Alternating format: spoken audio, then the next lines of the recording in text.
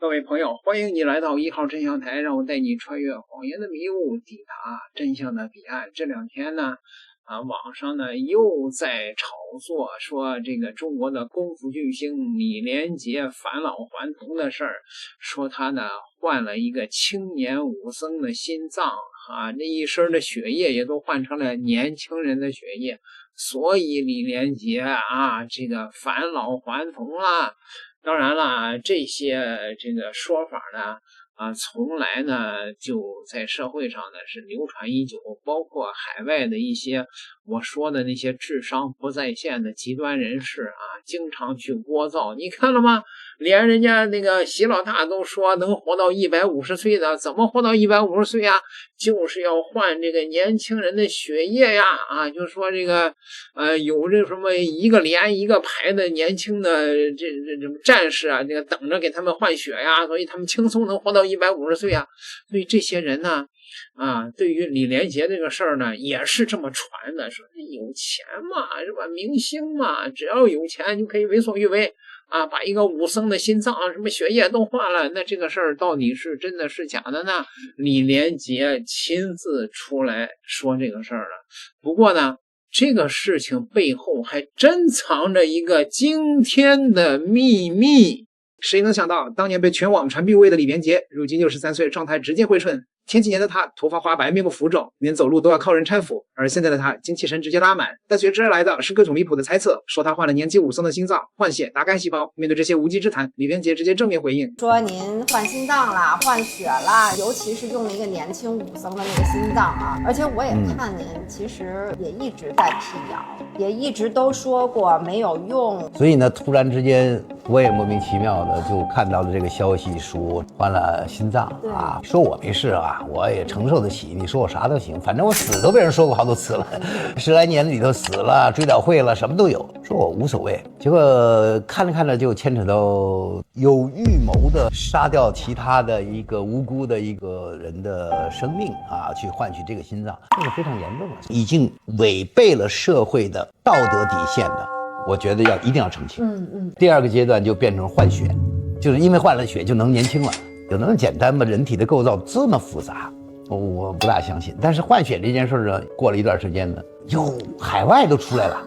海外說是他養了2個小狗，一個在左邊，一個在右邊，所以你看他最近的動態特別靈活反正就是各種流量的都在那兒散布着。那這種的大家就笑一笑。我覺得獨立思考的人有一定的教育程度的人都不會太相信。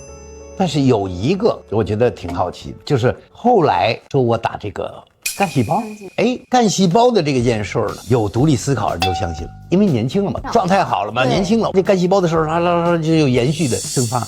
包括我身邊的很多3、5年都不聯繫的朋友們，他們好奇不是說你懂嗎？哥們兒，你在哪兒打的幹細胞？哪一個牌子的？你別保密啊，我們也要打。想長壽嘛，想健康嘛，這是人之常情。就對自己生命的認知，還不管是整個硬件還是軟件，對吧？組成的人的結構還不夠那麼多，所以我覺得理性的看待。如果是在法律允許的範圍，又在每一個個體你自我能承受的範圍，然後做合法的事。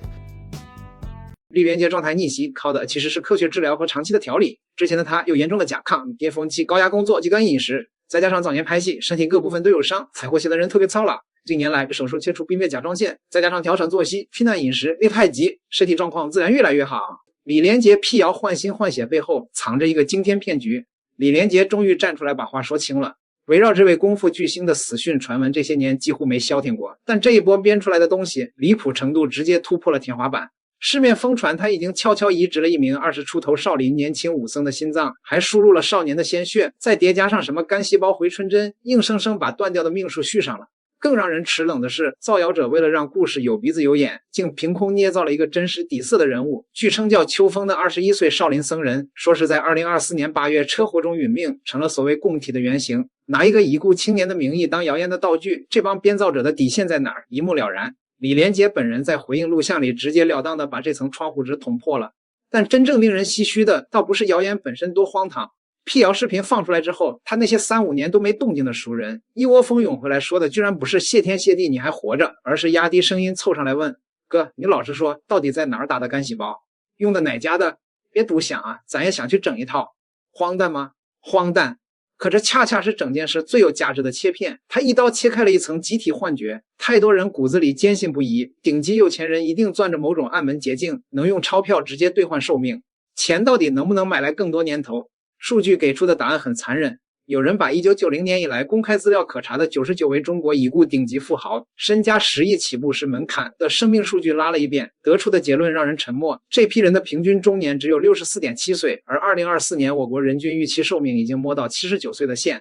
翻譯成大白話，這群財富金字塔塔尖的人，平均反而比普通老百姓少活將近15年。新英格蘭醫學雜誌上看過一項更扎心的研究，美国收入最高階層的壽命表現居然拼不過歐洲某些最貧困国家的均值。钱能買到全世界最好的监護儀、最貴的私立病房、最快的直升機轉運，卻唯獨買不到一個逆轉時間的開關。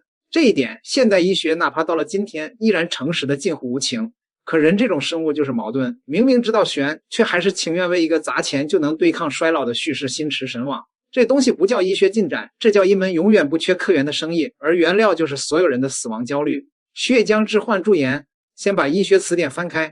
前陣子有個網紅美容推手對着鏡頭大談他的獨家項目，提取17到21歲男孩身上的青春微囊泡，打完2周回春10幾歲，剝掉修辭外殼。他說的本質上就是血漿置換 DFPP-TPE。上海中医药大學附屬曙光醫院腎病科主治医師王洛宾把話攤得很平，這根本不是什麼保養品級的玩意兒，它是正兒八經的病理治療技術。所謂 DFPP 雙重氯过血漿置換和 TPE 治療性血漿置換，操作流程是把血引到體外，用膜濾掉分子量偏大造成疾病的異常物質，再把淨化的血输回去。關鍵詞是致病物，不是什麼衰老因子，不是老舊細胞，更不是歲月。對照國家衛健委頒布的血液淨化標準操作規程2021版，這2項技術的適應症列得清清楚楚，腎移植排斥相關、免疫性神經疾病、重症风濕免疫病、特定血液系統重症，整張清單逐條看過去，抗衰老3個字連個影子都沒有。因為在嚴肅醫學體系裡，抗衰老本身就是一個偽概念，它不是診斷條目，不是適應症編碼，沒有公認的操作定義，更沒有驗收標準。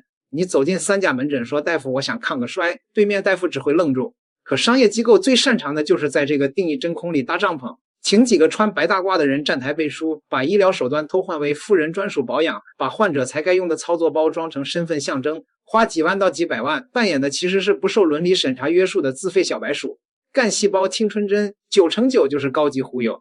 國家衛健委的態度從來不含糊，美容院、SPA 會所、養生館這些非醫療機構，連幹細胞診療的邊都不許碰，更別提收費營業。目前所有未經藥監正式批准的幹細胞方案，只允許蜷縮在嚴格監管的臨床試驗框架內推進，嚴禁臨床應用，嚴禁收錢。騙子那套洗腦話術也早就打磨順滑了，國家不讓收錢，不是沒效，是怕你們亂來，等批下來你們就追不上了。別裝糊塗。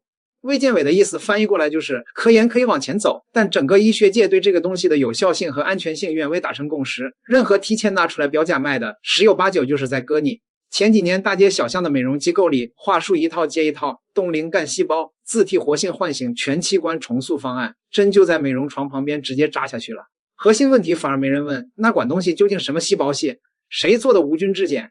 冷鏈怎麼保障的？有沒有內毒素？微生物超標沒？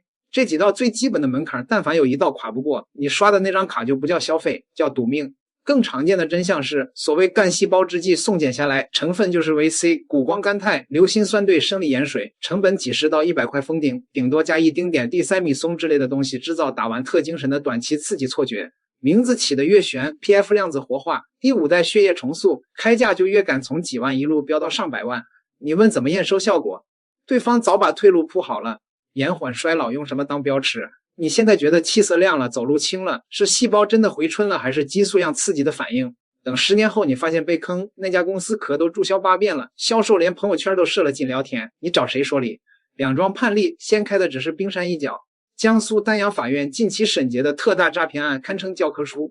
主犯殷某某學歷只步高中，卻在知名景區周邊注冊了一串療養公司當殼。手法粗暴又精準，採購成本200至8000元的普通注射液加保健品，換包裝、改商品名，編一套幹細胞血液重塑療程的話術，以數萬至百餘萬元的天價賣給中老年客戶。PF1 到 PF5 5個科技感爆棚的編號，送檢測出來就是最常見的抗氧化劑和營養針。這個20人團伙靠着全國160多家代理商层层鋪貨，2018至2022年間坑了3283名受害者，涉案總額5.33亿元。同一时段，成都金牛区法院宣判的另一桩养老詐騙案，同樣披着干細胞外衣，撂倒了1900多位老人，卷走3800多万，5.33亿，3283个家庭。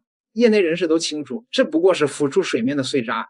這條灰色賽道在國內盤了10多年，年流水幾千萬的算寸口小作坊，真正的頭部玩家年營收衝到幾十億的量級，全靠把人類最深層的恐懼碾碎了當原料出貨。2000年前就被騙過的事兒，今天換件白大褂又來了。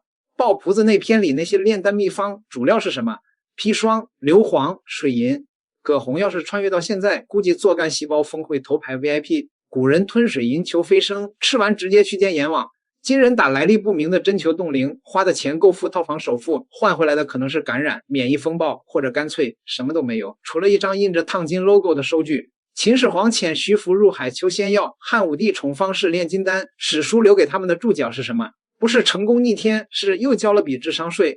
唯一的變化，當年的方士裹道袍，今天的方士穿定制西裝和實驗室白大褂。